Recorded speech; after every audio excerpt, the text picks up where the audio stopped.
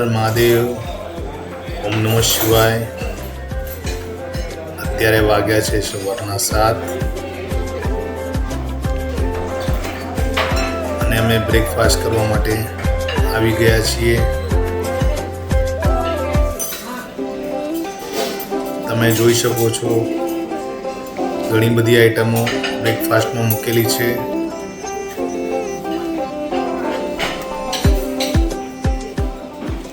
અને અમારા બીજા યાત્રી પણ બ્રેકફાસ્ટ કરી રહ્યા છે.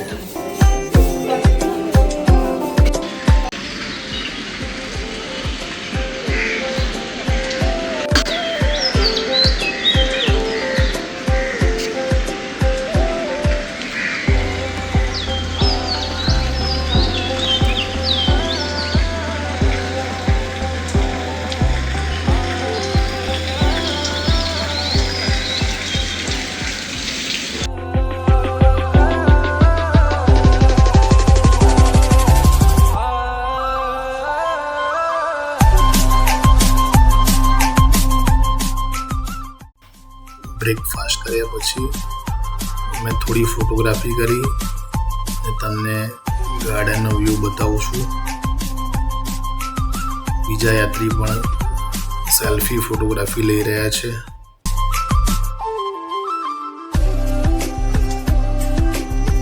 Hello, how are you? Bye bye. હવે અમે બ્રેકફાસ્ટ કરી અને બધા યાત્રી સાથે મંદિર દર્શન કરવા માટે નીકળ્યા. નમસ્તે. સહજાનંદ ટ્રાવેલર્સના ઓર્ગેનાઇઝર શ્રી બાલકૃષ્ણભાઈ અત્યારે બધું મેનેજ કરી રહ્યા છે.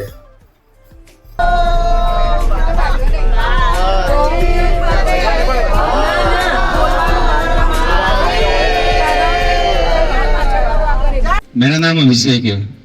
तो फर्स्टली वहाँ पे पहले 2000 साल पहले बहुत बड़ा गौशाला हुआ करता था. वहाँ पे गाय आके हमेशा फार्मर को दूध देते थे. रोज का काम यही था, लेकिन एक बार एक काम धन्य नाम किया गाय ने वहाँ पे सडनली दूध देना बंद कर दिया. सभी गाय दूध दे रहा था, लेकिन वो वाला गाय दूध नहीं दे रहा था. एक बार नहीं, 2 बार नहीं, महीने बीत गया, उसका दूध देना लगभग बंद हो गया. तो वो इतने फार्मर को थोड़ा आश्चर्य लगा दी उसे दूध के. सभी गाय मेरा दूध दे रहा है, ये वाला गाय दूध नहीं दे रहा है, महीना हो गया, कहीं मेरा गाय का दूध किसी ने चुरा के तो नहीं लेके गया. तो उसको शक हुआ, तो उसने उस गाय को फॉलो किया. तो फॉलो करते वक्त वो गाय थोड़ा सा दूर जाते थे, दूसरे गाय से थोड़ा अकेले में दूर जाके 3 परिक्रमा करके सम्मा लैंड पे आपसे आप दूध गिराते थे. तो वहां पे जाके रोज क्यों दूध गिराते थे वो जानने के लिए उसने वहां पे खुदाई कर लिया. तो खुदाई करते वक्त वहां पे ज्योतिर्लिंग रखा था. तो पशु की वजह से इस मंदिर का स्थान बना हुआ है, इसलिए इस मंदिर का नाम पशुपतिनाथ रखा है. ओम नमः शिवाय. क्योंकि रुद्राक्ष बोले तो शंकर जी का आभूषण, और शंकर जी का सबसे बड़ा टेम्पल पशुपतिनाथ टेम्पल. बेटर रहेगा मंदिर के अंदर पहुंचने के बाद अपना मोबाइल पॉकेट के अंदर, बैग के अंदर रख दीजिए.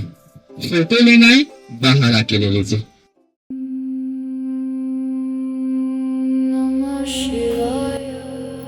પશુપતિનાથ મંદિરની સામે ગવર્મેન્ટ સ્ટોર છે, ત્યાંથી બધા યાત્રી રુદ્રાક્ષ લઈ રહ્યા છે.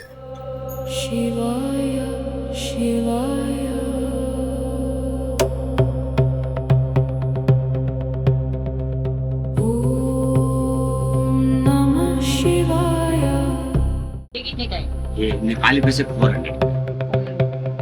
वंस मिक्स है सब.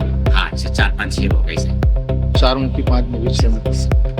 ये बढ़िया में लीजिएगा तो आपको एक आएगा. ये फैमिली का बस, जिस वजह से कि आपको ये हो गया 1 मुखी महाशिव जी, 2 मुखी शिव पार्वती जी, 3 मुखी भगवान इसमें है, 4 मुखी कार्तिक जी, 5 मुखी पशुपतिनाथ, 6 मुखी सरस्वती जी, 7 मुखी लक्ष्मी जी, 1 गणेश जी होता है. एक हर पूजा में रखेंगे, सुख शांति कहीं दुर्घटना ना सकने होगा, कोई वास्तु कौन साल मिलता है. ये कितने का है? गारंटी कार्ड है आपको. नेपाली 4000, इंडियन 2500. इसे 1 मुखी होने से शक्ति ज्यादा होने से आपको मजा आता है.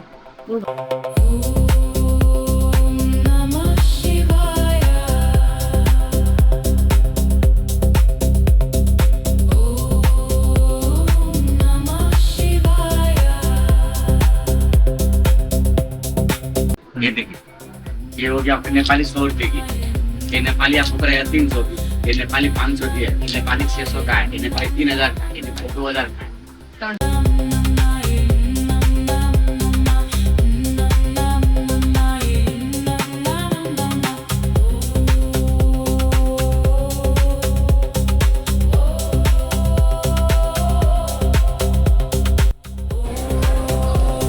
ઓમ નમઃ શિવાય, હર હર મહાદેવ.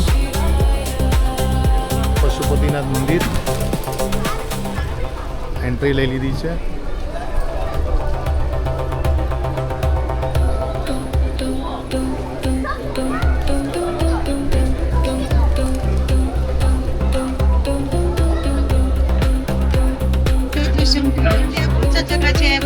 ગુજરાત.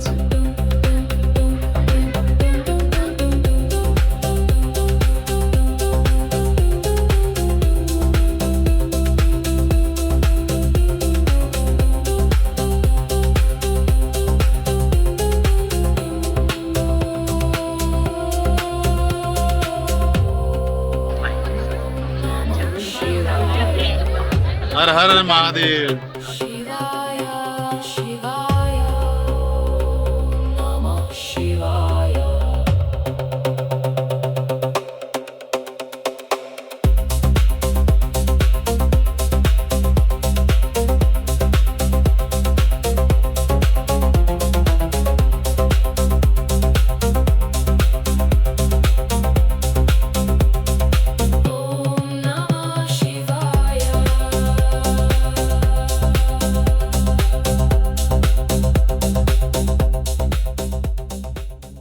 અમે હાલમાં નેપાળ કાઠમંડુમાં આવેલ પવિત્ર ગૃહેશ્વરી શક્તિપીઠના દર્શન કરવા આવ્યા છીએ. આ મંદિર હિન્દુ ધર્મના 51 શક્તિપીઠમાંનું એક છે. પૌરાણિક માન્યતા અનુસાર અહીં માતા સતીના ગૃહ અંગ પડ્યા હતા, તેથી આ સ્થાને ગૃહેશ્વરી શક્તિપીઠ તરીકે ઓળખવામાં આવે છે.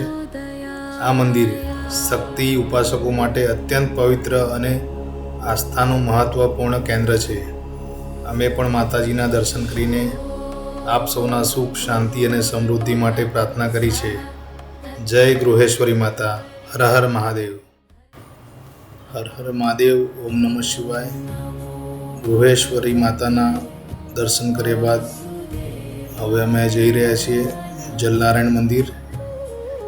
આ ત્યાંનું લોકલ બજાર છે.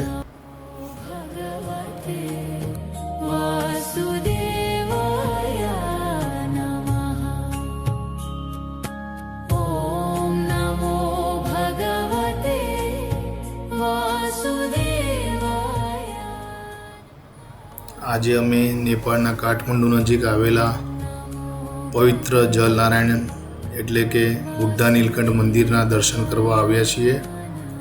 આ મંદિર ભગવાન શ્રી વિષ્ણુને સમર્પિત છે અને નેપાળના સૌથી પ્રસિદ્ધ વૈષ્ણવ તીર્થોમાંનું એક છે.